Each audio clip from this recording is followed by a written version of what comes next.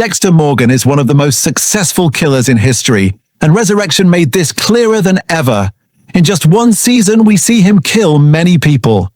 So today, I'm going to go over every single person he killed in Resurrection.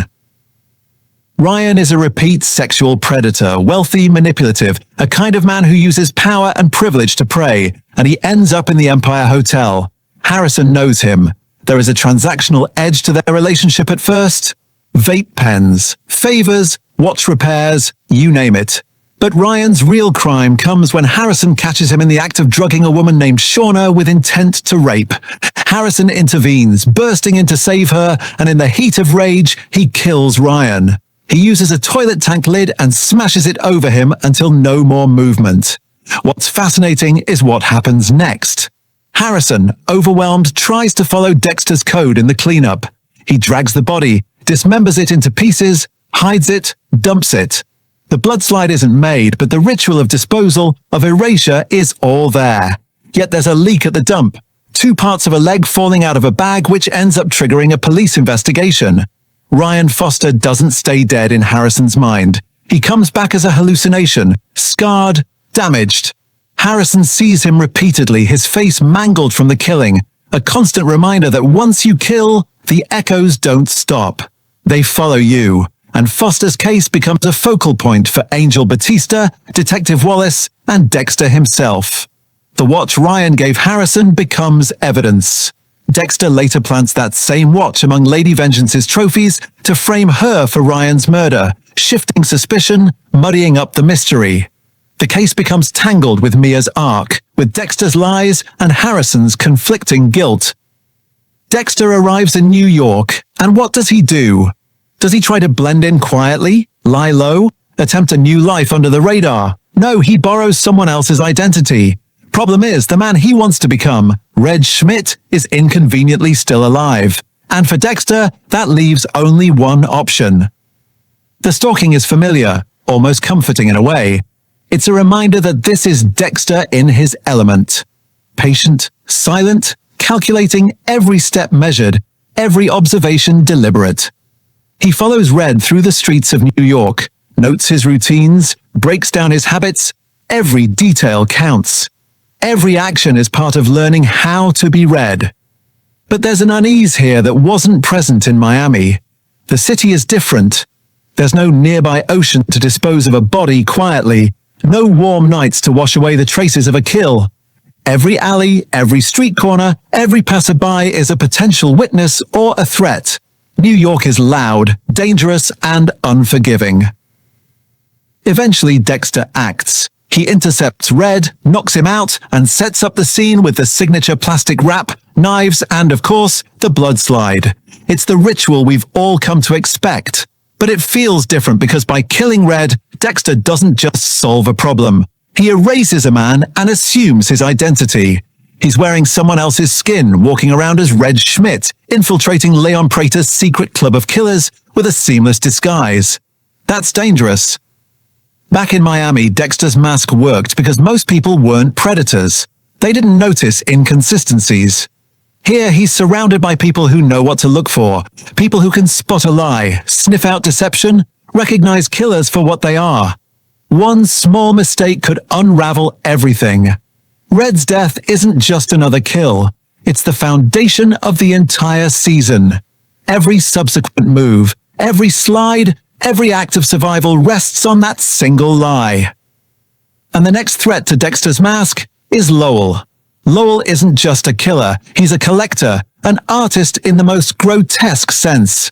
He's obsessed with tattoos, slicing them from his victims and preserving them like art. It's disturbing, grotesque, and to Dexter, it's deeply offensive. Not just because of the murder itself, but because of the way Lowell turns killing into performance. He wants attention. He wants admiration. He wants to be recognized for his work. And that's the exact opposite of Dexter. Dexter doesn't kill for ego. He kills to maintain balance. His trophies, the blood slides, they're hidden, sacred, a private ritual, not a display. When Dexter observes Lowell preparing to claim his next victim, you can almost see his disgust. This isn't precision. This isn't ritual. This is vanity and recklessness. and it makes Lowell dangerous in ways that go beyond his knives. Dexter does what he does best. He stalks, waits, and eliminates. The kill is clean, quiet, efficient. Another blood slide clicks into the box. But here's the clever part. Lowell doesn't just disappear. Dexter manipulates the situation to frame the Gemini killer for Lowell's disappearance. Suddenly suspicion shifts. Eyes turn away from Dexter and onto someone else entirely. It's brilliant, but it's risky. Framing one killer inside a society of killers is like juggling fire in a room full of gasoline. One slip and everything could explode. Killing Lowell tightens Dexter's grip on Prater's society, but it also tightens the noose. Every step deeper into this world makes retreat more difficult. When Dexter first encounters Lady Vengeance, she feels like an ally in disguise. She isn't just another killer in Leon Prater's society. She presents herself as someone who kills by a code. She calls herself Lady Vengeance, claiming that her victims are all abusers, rapists, men who deserve what was coming to them. At first, this feels like a mirror.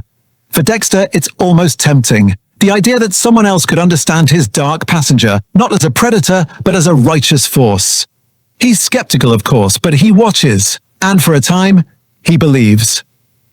But the truth about Lady Vengeance is darker. She doesn't live by a code at all. She tortures, maims, and kills innocent men.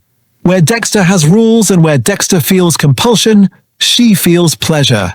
When Dexter uncovers this, the betrayal hits hard. Because Lady Vengeance isn't just lying to others. She's lied to him. She represents what Dexter could be if he dropped Harry's code completely. Pure chaos disguised as purpose. And in true Dexter fashion, he finds a way to use her downfall to his advantage. He frames her as the killer of Harrison's victim, neatly erasing suspicion from his son. The resolution to Lady Vengeance's storyline is brutal in its finality. She's arrested, exposed, and thrown into jail, which leads to her eventual death. And while on the surface it looks like a suicide, we learn the truth after Charlie pays off a prison guard to stage her death, as Prater deemed her too much of a liability and an unnecessary risk. For Dexter, Lady Vengeance is both a temptation and a warning. She shows him what happens when the lie collapses, when the code is just a costume. And her death is the season's way of reminding us that even among killers, Dexter is truly special, and his code is the only thing separating order from madness. Gemini is fascinating. Dexter thinks he's eliminated the killer. He's convinced, but Gemini isn't just one man. He's two identical twins. The first twin, Gareth Pike, is handled with familiar precision. Dexter stalks him, sedates him with a clever switch, and puts a knife in his chest. For a moment it feels like Dexter is in full control again. The rhythm of the ritual is comforting, but the disposal nearly goes wrong. Gareth's body in the shower almost exposes him to Blessing. He walks away thinking the threat is over, but Gemini was never just Gareth. The surviving twin returns, furious and vengeful. And suddenly Dexter's carefully constructed mask begins to crack. The second kill is one of the messiest in the season. Gone is the ritual, gone is the precision. What remains is chaos. Dexter taunts the surviving twin, provoking him into attack. The twin smashes a wine bottle against Dexter, but Dexter turns the shard against him, stabbing him in front of the entire group of killers. It's brutal, bloody, public, and yet Dexter slips away, managing to pin the blame for Lowell's murder on the twin. Gemini proves something critical. Even the Bay Harbor butcher can falter. Even Dexter can be forced into improvisation. Control isn't guaranteed, and one misstep could destroy everything he's built in New York. Angel Batista is the one figure from Miami who can't let go. He never stopped thinking about the Bay Harbor butcher. He never stopped piecing together the puzzle Dexter left behind. And in Resurrection, all the threads start to converge. At first, Batista is working in the shadows, noticing that things don't add up. He starts asking the right questions and looking the right ways, and those point him to the man he once trusted more than anyone. What makes Batista's arc so compelling is that it's emotional.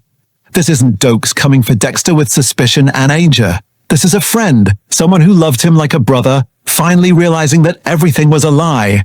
And then everything explodes when Batista brings his suspicions. directly to Leon Prater.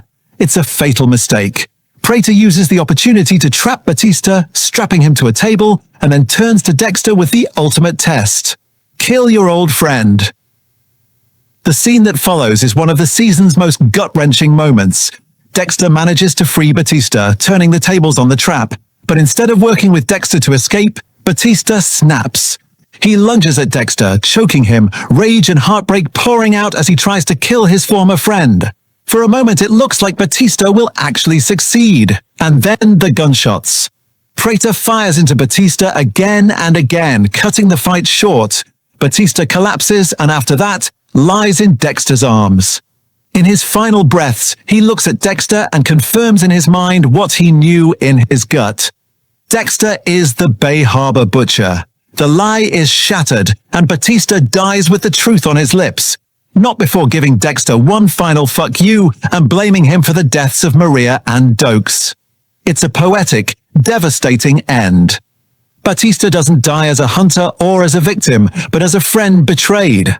One who finally uncovered the truth he'd been chasing for a decade. And for Dexter, the weight of that moment is heavier than any other death in the season. And finally, we come to Leon Prater. Prater isn't just another killer, he's the architect, the mastermind behind the entire society. If Red was survival, Lowell was control, and Gemini was chaos, then Prater is destiny. Unlike the others, Prater doesn't just suspect Dexter, he knows. He traps Dexter in his secret vault, surrounding him with a grotesque collection of trophies, a hall of fame meant to intimidate, humiliate, and erase him entirely. But Dexter flips the script. At Prater's final gala with Harrison at his side, Dexter turns the tables. He has Harrison drug Prater, straps him to the ice truck killer's table, and kills him in the way Prater always feared but never expected, ritualistically. It's poetic justice, the architect of death undone by his own design. The disposal is haunting, a yacht drifting beneath the Statue of Liberty, a dark echo of Miami's waters, but colder, denser, final. Prater's death ties every thread together. Red's identity, Lowell's framing, Gemini's chaos. All of it leads here, but the ending doesn't feel like closure. Harrison isn't just a witness, he's part of it. Dexter's ritual isn't ending, it's evolving. And the scariest part of Resurrection isn't whether Dexter survives Prater's society, it's whether anyone survives Dexter. If you enjoyed this video and want to see every Dexter Resurrection Season 2, Theory Explained, click the video on the screen.